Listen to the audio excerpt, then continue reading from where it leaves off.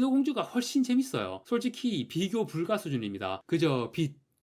안녕하세요. 다양한 대중문화 콘텐츠를 리뷰하는 남자 머빈입니다. 이번 영상에서 리뷰할 작품은 2025년 3월 19일 개봉 영화 백설공주입니다. 디즈니 애니메이션 실사화 프로젝트의 최신 작품이고요. 뭐 사실 길게 설명할 필요도 없죠. 2025년 1분기 개봉 영화 중에서는 아마 가장 유명하지 않을까 싶습니다. 하지만 유명하기만 하고 막상 관객은 별로 들지는 않을 것 같습니다. 이 영화는 뭐 당연히 2023년에 개봉했던 인어공주하고 많이 비교가 될 거예요. 자, 백설공주 영화 본격적으로 리뷰하기 전에 2023년에 개봉했던 인어공주 실사 영화에 대해서 먼저 좀 이야기를 해보겠습니다. 인어공주가 우리나라에서 관객 수가 64만 명 정도 들었습니다. 이러면 백설공주는 한 50만 정도가 현실적인 목표치일 텐데 이게 쉽지 않아 보입니다. 이거 디즈니 실사 작품들 계속 잘 만들어 오다가 가장 큰 기대작이었던 인어공주에서 이상한 짓을 하면서 디즈니에 대한 민심이 떡락했습니다. 그 이상한 짓이란 바로 여주인공의 캐스팅, 미녀와 야수에서 엠마 왓슨, 알라딘에서 나오미 스콧, 그리고 뮬란의 유혁비까지 원작 애니메이션 캐릭터와 너무도 잘 어울리는 여배우들 잘 캐스팅해 오다가 인어공주에서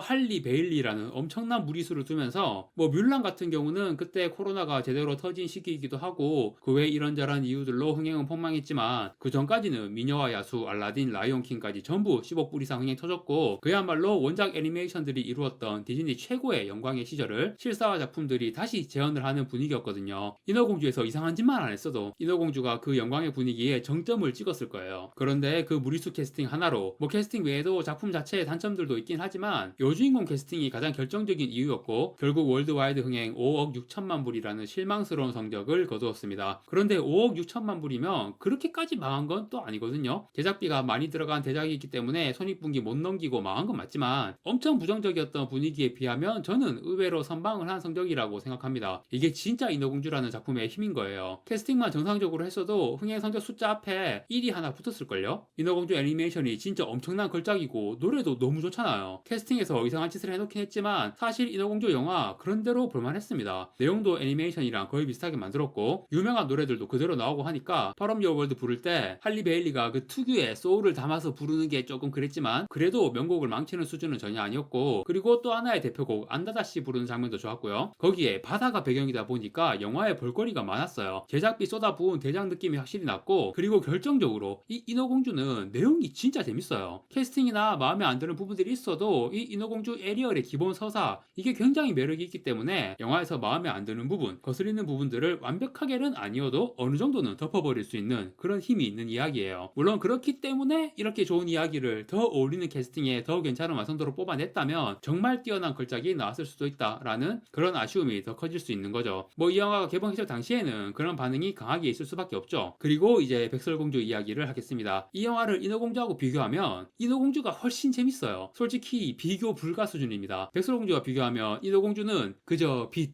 아니 근데 진짜 인어공주는 나름 재밌었거든요. 말했듯이 이야기가 재밌으니까 아무리 캐스팅이 마음에 안 들어도 충분히 재미를 느낄 수가 있는 작품입니다. 그런데 백설공주는 일단 스토리가 낙제점. 그러면 백설공주 애니메이션이 인어공주 애니메이션보다 재미없는 게 문제인 건가? 단순히 그렇게 진단할 수 있죠. 백설공주 애니메이션이 인어공주 애니메이션보다 재미없다는 건 사실입니다. 그걸 누가 부정할 수 있겠어요? 백설공주 애니메이션이 1937년에 나왔습니다. 이 작품은 지금 보면 뭔가 좀 이상해요. 이 작품이 정확히는 백설공주와 일곱 난쟁이라는 제목이고요. 디즈니 플러스에서 볼 수 있는데 뭔가 백설공주가 너무 요망해가지고 이거 보면서 정신을 못 차리겠더라고. 너무너무 이상해. 캐릭터 묘사라든가 그런 게 이거 보면서 백설공주 동화 자체가 좀 이상한 내용인가? 그런 생각도 들더라고요. 백설공주 스토리를 남정네 7명이랑 동거하는 소녀의 이야기라고 요약하면 너무 이상하게 느껴지죠. 그런데 그게 사실이잖아. 일곱 난쟁이가 사실상 백설공주를 흠모하고 있는데 백설공주는 그들을 매우 아끼면서도 왕자님만 오매불만 기다리는 마지막에도 그냥 왕자님 가툭티 키스하고 백설공주가 깨어나서 둘이 룰루랄라 가버리죠. 이런 옛날 동화들은 지금 시대의 관념에는 조금 이상하거나 거북하게 느껴지는 내용들이 분명히 있습니다. 유명한 동화 중에서 특히 백설공주 내용이 그래요. 왕비가 백설공주의 미모를 질투하는 내용도 그렇고 제가 이 백설공주 애니메이션 보면서 실사 영화를 이거랑 똑같이 만들면 난리 나겠다 그런 생각도 드는 거예요. 특히 백설공주를 저렇게 요망하게 묘사하면 여성계나 학부모 학부모 단체들이 난리 나겠다 싶거든요. 당연히 이번 실사 작품에서 백설공주의 묘사는 애니메이션과 완전히 다르고요. 뭐 스토리도 뭐 당연히 애니메이션과는 많이 다릅니다. 일단 왕자가 안 나와요. 물론 남자 주인공은 있지만 왕자는 아닙니다. 그런데 이게 각색들이 되게 게으르다고 느낀 게 왕자를 빼고 새로운 남자 주인공을 만드는 거 좋다 이거야. 그런데 누가 봐도 라푼젤의 플린 라이더잖아요. 얘도 도적이에요. 플린 라이더랑 똑같이 성격도 비슷하고 캐릭터를 이렇게 겹치게 만들면 안 되지. 아니면 뭐 어차피 공주가 주인공이 작품이니까 남자 캐릭터? 그러니까 트로피 허스번드 따위는 겹치든 말든 상관없다 뭐 그런 의도일까요? 아무튼 백설공주와 남자 주인공의 관계성, 동화에서처럼 가툭튀 뜬금포 구원자가 아니라 제대로 관계성 서사를 만들어 나가죠. 라푼젤이랑 비슷하게 남주가 도둑질하다 걸리고 둘이 막 티격태격하고 그냥 라푼젤이랑 똑같습니다. 그런데 뭐 이게 그렇게 중요하지는 않으니까 이런 걸로 각색이 게으르다고 너무 비판하지는 않겠습니다. 사실 백설공주 하면 가장 중요한 게 일곱 난쟁이와 관련된 건데 실사 영화인데 일곱 난쟁이가 CG 캐릭터로 나오더라고요. 2012년에 나왔던 릴리 콜린스 주연의 백설공주 영화, 거기서는 일곱 난쟁이를 그냥 실제 배우가 연기했고 아마 외소증 있는 배우들이었을 거예요. 보통은 그런 식으로 하죠. 아니면 반지의 제왕 실사 작품들에서 드워프나 호빗 쪽 나오는 걸 보면 그냥 평범한 배우들이 연기를 하고 촬영할 때 카메라 원근감을 이용하거나 특수효과를 써서 인간이나 엘프에 비해 반 정도밖에 안 되는 체구인 거를 표현을 했거든요. 그런데 이번 백설공주 영화에서 일곱 난쟁이를 CG 캐릭터로 표현한 건 굉장히 파격적인 선택이고 반응이 좀 갈릴 것 같아요. 피터 딩클리지가 이 영화 제작할 때 뭐라고 했잖아요. 이 영화 제작진들이 백설공주를 유색인 배우로 캐스팅한 걸로 자랑스러워 하는데 그게 되게 위선적이라고. 이 작품에 나오는 일곱 난쟁이 캐릭터가 어찌 보면 외소증에 걸린 사람들에 대한 고정관념과 편견을 조장하는 캐릭터일 수 있는데 그런 부분이나 신경 써야지. 백설공주를 유색인종으로 캐스팅한 게 뭐 그리 자랑스럽냐, 대충 이런 비판이었던 것 같거든요. 이런 비판들을 의식을 해서 일곱 난쟁이를 CG 캐릭터로 한 건지는 모르겠지만 최선의 선택이었는지는 의문이 듭니다. 아예 뭐 스타워즈에 나오는 자다 핑크스 이런 애들처럼 인간과 전혀 다른 생김새는 모르겠는데 난쟁이는 사실 인간과 크게 차이가 없는 그런 외형인데 굳이 인간과 다른 종족이라고 강조하듯이 엄청 만화적인 가장이 들어간 CG 묘사로 캐릭터를 표현한 게 좀 불쾌한 골짜기 느낌도 났고, 예전에 그 누가 로저 레빗을 모험했나 뭐 이런 영화처럼 실사와 만화가 하이브리드된 그런 느낌도 나가지고 하여튼 뭔가 좀 이상했어요. 그런데 일곱 난쟁이 중에 제일 막내라고 해야 하나, 혼자 수염 안 나고 제일 어려 보이는 애, 영어로 도피인가 하는 이름인데 어떻게 번역되었는지 기억이 안 나네요. 덤벙이었나? 아무튼 얘는 그 특유의 축 늘어져 있는 자세가 애니메이션이랑 너무 똑같아서 이거는 좀 좋았습니다. 와, 얘는 진짜 애니랑 똑같네 하면서 되게 감탄하면서 봤어요. 이 백설공주하고 일곱 난쟁이의 관계성, 원작 내용 자체가 지금 시대관념으로는 좀 괴상하잖아요. 일곱 명의 남정네와 동거하는 소녀 뭐 이렇게 보이니까 이번 영화에서 그거를 되게 신경을 쓴 것 같아요. 동거를 안 합니다. 이 영화에서는 백설공주가 그냥 하루 이틀 정도 잠깐 신세진 거예요. 그거는 동거가 아니죠. 원작에서 백설공주가 직업 두 개의 스킬 트리로 전직했잖아요. 하나가 드루이드, 그리고 또 하나가 살림마스터. 동물들이랑 자유롭게 소통하고 동물들을 부릴 수도 있는 드루이드고요. 그리고 거의 만렙 찍은 살림마스터예요. 청소, 요리 뭐 장난 아닙니다. 애니메이션 볼 때 진짜 좀 놀랐던 게, 아니 공주가 왜 저렇게 살림을 잘하는 거야?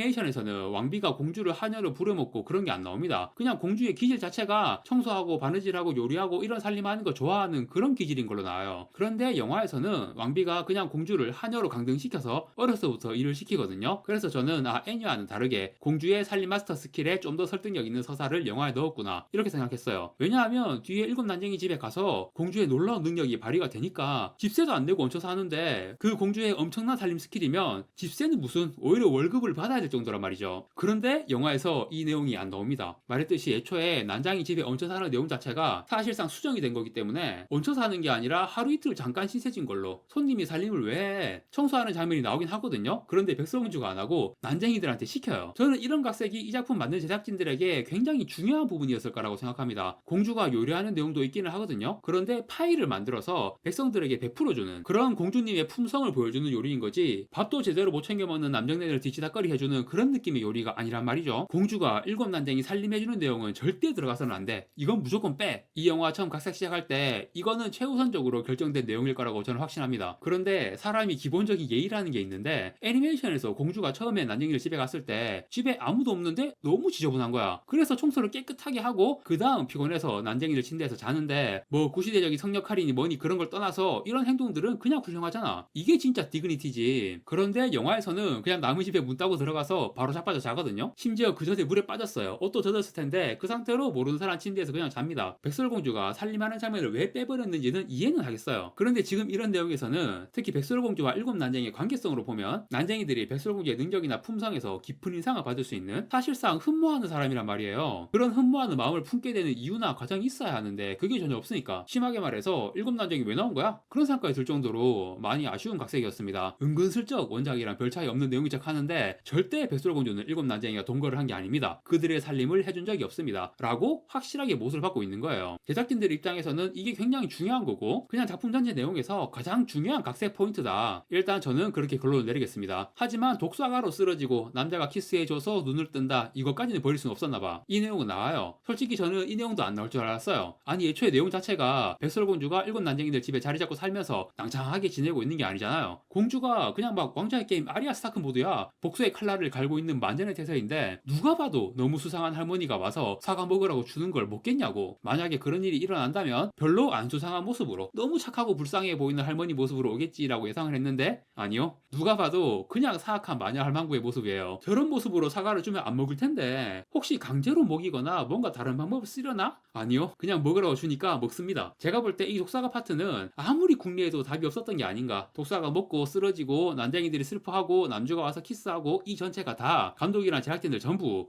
이거는 너무 구리네. 그래도 마땅히 좋은 각색이 생각이 안 나. 어쩔 수 없다. 이대로 가. 거의 그런 느낌으로 각본 쓰고 찍은 것 같았습니다. 이거 감독이 마크 앱이죠. 500일의 썸머 뽀록으로 좀 주목받다가 어메이징 스파이더맨 찍으면서 미천 다 드러난 감독. 애초에 이 감독 영향에는 크게 기대를 할 수가 없어요. 키스 장면도 좀 연출에 힘을 줄 법도 한데 이거 별로 중요한 장면 아닙니다. 대충 보고 지나가실게요. 진짜 그런 식으로 메갈이 빠지게 연출했어요.